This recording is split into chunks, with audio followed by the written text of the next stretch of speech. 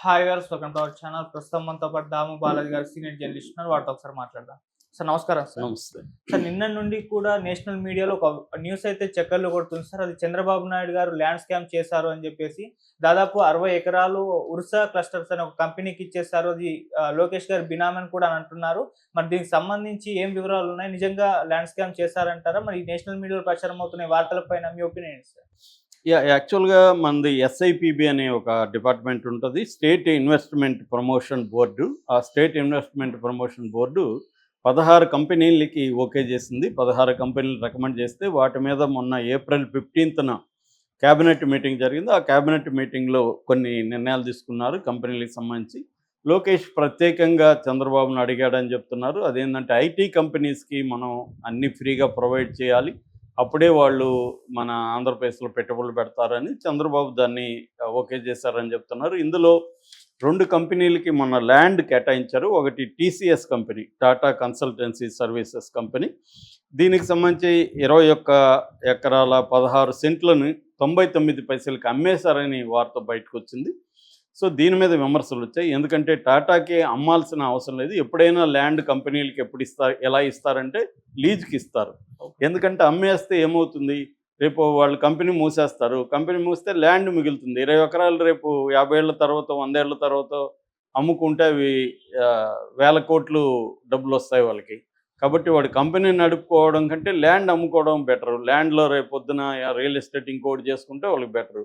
Company కోసం ఎందుకు ఇస్తున్నాం? ఒకటి ఉద్యోగాలు, రెండోది దానివల్ల ఇతర బెనిఫిట్స్ ఉంటాయి, ట్యాక్స్ కావచ్చు, ఇంకోటి దీనికోసం ఇస్తున్నాం. వాళ్ళు రేపొద్దున ఈ పర్పస్ కాకుండా వేరే పర్పస్కి వాడే అవకాశం ఉంది అమ్మేస్తే. లేదు వాళ్ళు ల్యాండ్ అమ్ముకుంటారు, కంపెనీ మూసేస్తారు, ఉద్యోగాలు ఉండవు, ఏముండవు. కాబట్టి ఇది ఇవ్వడం, ఇలా అమ్మడం కరెక్ట్ కాదనేది, 99 పైసలకి ఎకరాన్ని అమ్మడం కరెక్ట్ కాదనేది నెంబర్ 1. 2, టాటా కన్సల్టెంట్ అంటే టాటా గ్రూపు 50,000 కోట్ల ప్రాఫిట్ చూపించిన గ్రూప్ అది. 50,000 కోట్ల ప్రాఫిట్ ఉన్న ఒక కంపెనీకి ఎకరాకి 99 పైసలు అమ్మడం అనేది అవసరమా? అది వేల కోట్ల విలువ చేసే భూమి. వేల కోట్ల విలువ చేసే భూమిని నామినల్గా దాన్ని ఆల్మోస్ట్ ఫ్రీగా ఇచ్చేసినట్టే. 99 పైసలు అంటే అదేమన్నా లెక్కన? రూపాయి కూడా లేదు. సో నామినల్గా ఇచ్చేసినట్టే. సో దానికి అవసరమా? అంత అవసరమా? వాళ్ళతో ఎలాంటి ఒప్పందాలు చేసుకున్నారు? ఉద్యోగాలు రేపు ఇవ్వకపోతే ఏంటి? పైగా టీసీఎస్లో ఏంటంటే ఎంట్రీ లెవెల్లో 25,000 లోపలే జీతాలు ఉంటాయి, పెద్ద జీతాలు కూడా ఉండవు. సో ఎందుకు ఇలా ఇస్తున్నారనేది నెంబర్ 1 టీసీఎస్లో. అంతకంటే కూడా ప్రధానంగా ఇప్పుడు రచ్చ జరుగుతుండేది ఉర్సా క్లస్టర్స్ ప్రైవేట్ లిమిటెడ్ అనే ఒక సంస్థ. ఈ ఉర్సా క్లస్టర్స్ ప్రైవేట్ లిమిటెడ్ అనేది, దానికి దాదాపు 60 ఎకరాలు, అంటే ఎగ్జాక్ట్గా చెప్పాలంటే 59 ఎకరాల 60 సెంట్లు, దానికి కూడా 99 పైసలకి ఇచ్చేశారని వార్త బయటకు వచ్చింది. అయితే ఇక్కడ ఒక తేడా మనం చూస్తే టీసీఎస్కి సంబంధించి జీవో బయటకు వచ్చింది, కానీ ఈ ఉర్సాకు సంబంధించి జీవో ఏమీ బయటికి రాలేదు. అఫీషియల్గా ఎవరు కూడా అనౌన్స్ చేయలేదు. కానీ దీనికి ఇస్తున్నాము, ఈ 2 సెలెక్ట్ చేసామని మాత్రం క్యాబినెట్ మీట్లో నుంచి బయటకు వచ్చిన వార్త. దీని మీద మొదట స్పందించింది కేసినేని నాని, ఎక్స్ఎంపీ విజయవాడ. ఆయన స్పందించి చంద్రబాబుకి లేఖ రాశాడు. ఆయన టీసీఎస్కి మీరు ఇవ్వడం అభినందనీయమే, ఎందుకంటే పెట్టుబడులు రావాలి ఆంధ్రప్రదేశ్కి, కాబట్టి మీరు చేస్తున్న దాన్ని నేను శ్లాఘిస్తున్నాను, అప్రిషియేట్ చేస్తున్నాను. కానీ మీరు ఉర్సాకి ఇవ్వడం కరెక్ట్ కాదు. ఎందుకంటే ఉర్సా కంపెనీ డైరెక్టర్లో ఒకరుగా ఉంటున్న సతీష్ అబ్బూరి ఎవరో కాదు, కేసినేని చిన్ని, ఇప్పుడు present MP, Telugu Desam MP Kesineni చిన్నికి ఇంజనీరింగ్ క్లాస్మేటు. గతంలో వాళ్ళిద్దరూ కలిసి 21st సెంచరీ ఇన్వెస్ట్మెంట్ ప్రాపర్టీస్ అని ఒక కంపెనీ పెట్టారు. ఆ కంపెనీ అనేక మంది దగ్గర కోట్లాది రూపాయలు వసూలు చేసి టికానా ఎత్తేశారు. వాళ్ళ ఆ కోట్లాది రూపాయలు ముంచేశారు వాళ్ళని. అలాంటి కంపెనీలో ఉన్న ఈ సతీష్ అబ్బూరికి మీరు 60 ఎకరాలు ఇలాగ ఇచ్చేయడం అనేది కరెక్ట్ కాదు. పైగా ఆ కంపెనీ ఏర్పడే 2 నెలలు కూడా కాలేదు, రిజిస్ట్రేషన్ 2 నెలలకు ముందే అయింది. దానికి ఏ రకమైన ట్రాక్ చరిత్ర లేదు, దాని తర్వాత ఆఫీస్ కూడా లేదు దానికి. అలాంటి దానికి మీరు ఎందుకు ఇచ్చారు అనేది ఈయన లేవనెత్తిన అంశం. వేలాది కోట్ల రూపాయల విలువైన భూమిని దానికి మీరు దారాదత్తం చేస్తున్నారు, ఇది కరెక్ట్ కాదని చెప్పారు. దీని తర్వాత బీబీసీ, ద వైరు ఇలాంటి సంస్థలు రంగంలో దిగే వాళ్ళు పరిశోధనలు చేశారు. అసలు ఈ కంపెనీ ఎవరిది, వీళ్ళకి అమెరికాలో ఎలాంటి అనుబంధం ఉంది, అక్కడ ఏం కంపెనీలు వీళ్ళకు ఉన్నాయి, అసలు ఈ కంపెనీకి ఇవ్వడం కరెక్టా కాదా అనేది బీబీసీ కానీ ద వైర్ లాంటి వాళ్ళు డీటెయిల్గా చేశారు. అమెరికాలో ఉన్న కంపెనీ అడ్రస్కి కూడా ద వైర్ స్టాఫ్ వెళ్ళి చూసామని చెప్తున్నారు. ఇక్కడ కూడా వెళ్ళారు. హైదరాబాద్లో ఉంది వీళ్ళ ఆఫీసు.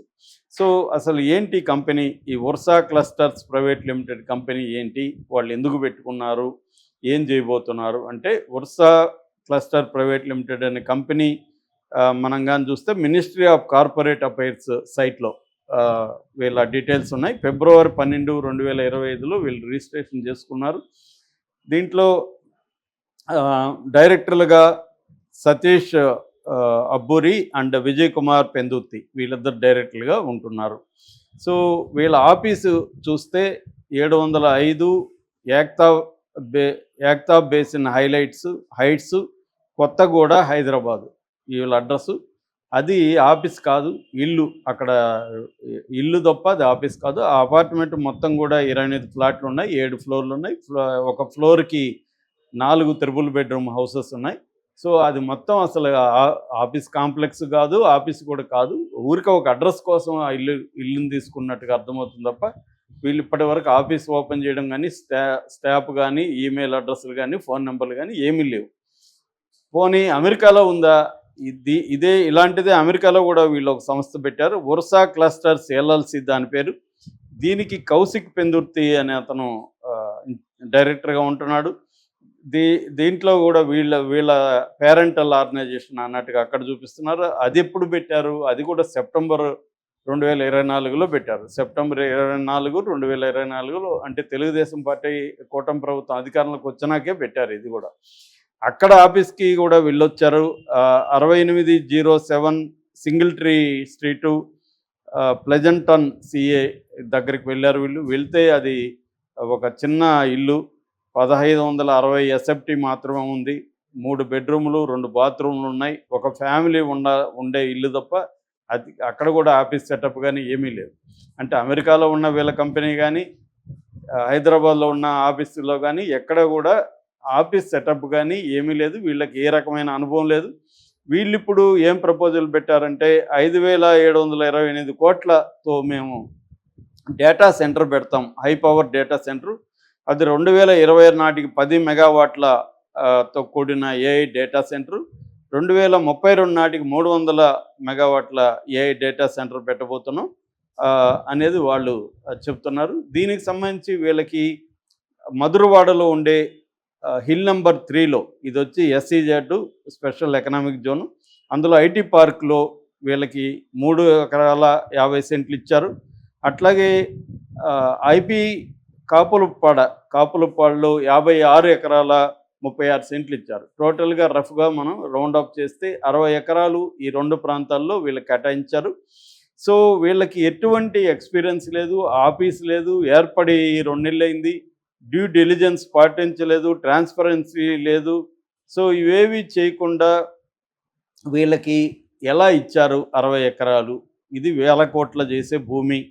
దీన్ని అప్పనంగా ఎందుకు ఇచ్చారంటే, ఇది లోకేష్ బెనామీ సంబంధించిన కిలార్ రాజేష్కి సంబంధించిన బెనామీ వాళ్ళది. అంటే లోకేష్కి బెనామీ కిలార్ రాజేష్ బెనామీ సతీష్ అబ్బూరి ఈ బ్యాచ్ వీళ్ళకి ఇచ్చారు. దీని వెనక కేసినేని చిన్ని కూడా ఉన్నారు అనేది ఇప్పుడు ప్రధానంగా విమర్శలు వస్తున్నాయి.